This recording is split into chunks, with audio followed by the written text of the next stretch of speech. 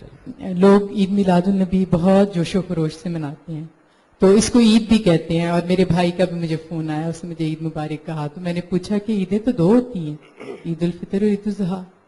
تو یہ جو عید کہتے ہیں اسے، یہ کہاں تک اسے کہنا ٹھیک ہے؟ ہمیں اسے عید کہنا چاہیے یا نہیں؟ اور نبی پاک کو یقیناً پتا ہوگا کہ ہم مسلم جو ہیں وہ ان کی محبت میں مغلوب کچھ نہ کچھ ضرور کریں گے. تو انہوں نے اس کے بارے میں کیا تاکید کی تھی کہ ہم اسے کس طرح سے مطلب اپنے جذبات کا اظہار کر سکیں اپنے نبی کی محبت میں؟ کیا کریں کہ جو ہمارے لیے ان کے احکامات کے اکارڈنگ ہو، یعنی بیسٹ ہمارا ہو کہ ان تک جائے اور ہمیں اس کا اجر ملے. تو اس کے لیے کچھ تھوڑا سا ربیع الاول کے حوالے سے ہمیں. اور کیا میلاد تو بہت ہوتے ہیں، لوگ بلاتے بھی بہت ہیں، اور پھر اس پہ بہت مبارکیں بھی ہوتی ہیں، اور بہت زیادہ درود اور سلام بھی پڑھا جاتا ہے، اور بڑی بڑی لمبی محفلیں ہوتی ہیں. اس کی کہاں تک کیا حقیقت ہے، اور مطلب ہمیں کیا اس کے بارے میں، ہم مسلمانوں کا کیا رویہ ہونا چاہیے؟ یہ ویسے بڑی فطری بات ہے کہ جب سے دنیا بنی ہے لوگ اپنی بڑی شخصیات کے دن مناتے رہتے ہیں، اور قومی لحاظ سے بھی مذہبی لحاظ سے بھی مختلف تہوار مختلف قوموں میں، مختلف گروہوں، جماعتوں اور مذاہب میں اس کے لیے مقرر کیے جاتے رہے. جیسے کرسمس کا تہوار ہے، ظاہر سیدنا مسیح علیہ السلام کی پیدائشی کی خوشی میں یہ لوگ مناتے ہیں. اور بھی بعض واقعات بڑے ہو جاتے ہیں قوموں کی زندگی میں، اس کو بھی لوگ مناتے ہیں. جیسے ہم اپنی آزادی کا دن مناتے ہیں، جیسے ہم قائد اعظم کا یوم وفات یا یوم پیدائش مناتے ہیں، علامہ اقبال کا یوم پیدائش یوم وفات مناتے ہیں. تو تہوار بنانے کی ایک عمومی روایت دنیا کی ساری قوموں میں رہی ہے. یہ اپنی جگہ کوئی بری چیز نہیں ہے. اس سے تاریخی واقعات یاد رہتے ہیں، لوگوں کی ایک دلی وابستگی رہتی ہے، اور کسی حد تک آپ کہہ سکتے ہیں کہ آئندہ نسلوں کو بعض چیزیں اس کے ذریعے سے منتقل ہوتی رہتی ہیں. تو اس وجہ سے اصلاً یہ کوئی بری چیز نہیں ہے. لیکن نبی صلی اللہ علیہ وسلم کا مقام مرتبہ ایسا ہے کہ میرے خیال کے مطابق آپ اس سے بہت بلند ہیں کہ آپ کو اس سطح پر لے آیا جائے کہ جیسے ہم قائد اعظم کا دن مناتے ہیں، ایک دن آپ کا بھی منا لیں. جیسے ہم پاکستان کے قیام کا ایک دن مناتے ہیں، اس طرح آپ کا بھی ایک دن منا لیں. آپ کسی ایک دن کی شخصیت نہیں ہیں، آپ تو ہمارے شب و روز کی شخصیت ہیں. اور آپ کی بعثت، آپ کا نبوت کا مقام، یہ ایسی چیزیں نہیں ہیں کہ جس کو یاد کرانے کے لیے مجھے یا آپ کو دن منا کے کوئی اہتمام کرنا ہے. اس کا اہتمام اللہ پروردگار عالم نے اس درجے میں کر دیا ہوا ہے کہ ہر روز 5 وقت ہماری مسجدوں سے یہ صدا بلند ہو جاتی ہے. تو یہ نغمہ فصل گل و لالا کا نہیں پابند، بہار ہو کے خزاں لا الہ الا اللہ. اس لیے میں تو اس کو پستی ذوق سمجھتا ہوں. میرے نزدیک اس کے لیے کوئی خاص دن منتخب نہیں کرنا چاہیے. یہی وجہ ہے کہ صحابہ کرام نے اس طرح کا کوئی کام رسول اللہ صلی اللہ علیہ وسلم کے معاملے میں نہیں کیا. یہ ہر روز کی شخصیت ہے، ہر دن کی شخصیت ہے، ہر دن آپ کا دن ہے، ہر مہینہ آپ کا مہینہ ہے. مسلمان کے شب و روز میں یہ یاد قائم رہنی چاہیے.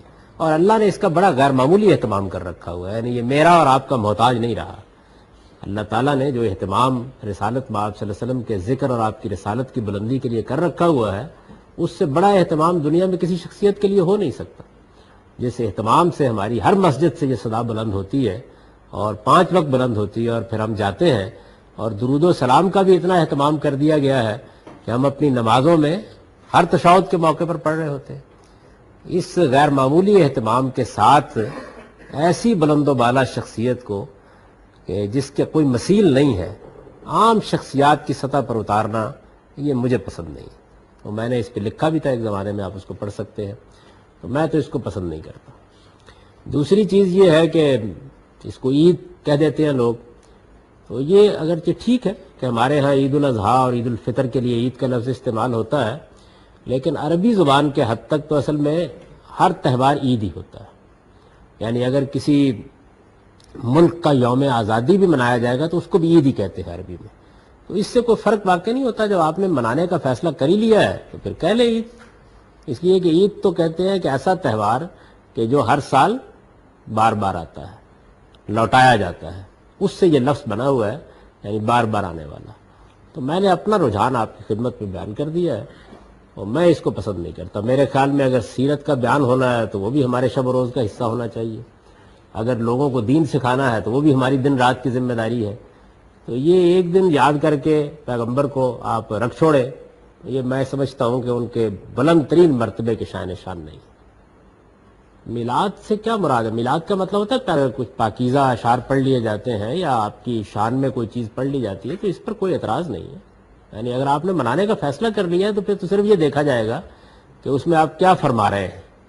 تو اگر کوئی اس طرح کی بات ہے کہ جس میں کچھ مشرکانہ مضامین ہیں یا نبی کا مرتبہ خدا سے بڑھانے کی کوشش کی گئی ہے یا جھوٹی روایات جس طرح عام طور پر بیان کی جاتی ہیں ہمارے ہاں وہ بیان کی جا رہی ہیں، کیونکہ مجھے تو یہ باقی تو کوئی مولود شریف سننے کا نہیں کبھی سعادت حاصل ہوئی، لیکن بعض میں نے ایسے ہی ٹیلی ویژن کے اوپر 2-3 تقریریں سنی تو مجھے معلوم ہوا کہ یہ کیا دنیا ہے جس سے میں تو واقف نہیں ہوں بالکل ہی. یعنی بالکل لایانی قصے اور بالکل بےمانی روایات، نہ ان کا کوئی سر نہ ان کا کوئی پیر، نہ وہ کہیں قرآن میں ہے نہ کوئی صحیح روایات میں ہے، وہ بیان کیے جاتے ہیں. تو اگر صحیح آپ کی تاریخ بیان کی جاتی ہے، سیرت بیان کی جاتی ہے یا آپ کی تعلیمات کا ذکر کیا جاتا ہے اور وہ تعلیمات جو قرآن میں ہے اور صحیح احادیث میں بیان ہوئی ہیں تو پھر کوئی قابل اعتراض بات نہیں ہے، ضرور کریں. لیکن یہ ضرور دیکھ لینا چاہیے کہ نبی صلی اللہ علیہ وسلم کا معاملہ کسی ہما شما کا معاملہ نہیں ہے. آپ کی طرف نسبت دے کر جو بات بھی بیان کی جائے وہ بات صحیح بات ہونی چاہیے. صحیح سے میرا مطلب یہ ہے کہ اپنی امکان کی حد تک تحقیق کر کے بات کرنی چاہیے کیا بات ہے جو ہم کر رہے ہیں، کیونکہ آپ کی ذات کے حوالے سے جو بات بھی بیان کی جائے گی وہ لوگوں کے لیے عقیدت کا منبع بھی بنے گی اور اس سے وہ دین بھی اخذ کریں گے. تو یہ بڑی ضروری بات ہے کہ اس میں احتیاط کی جائے.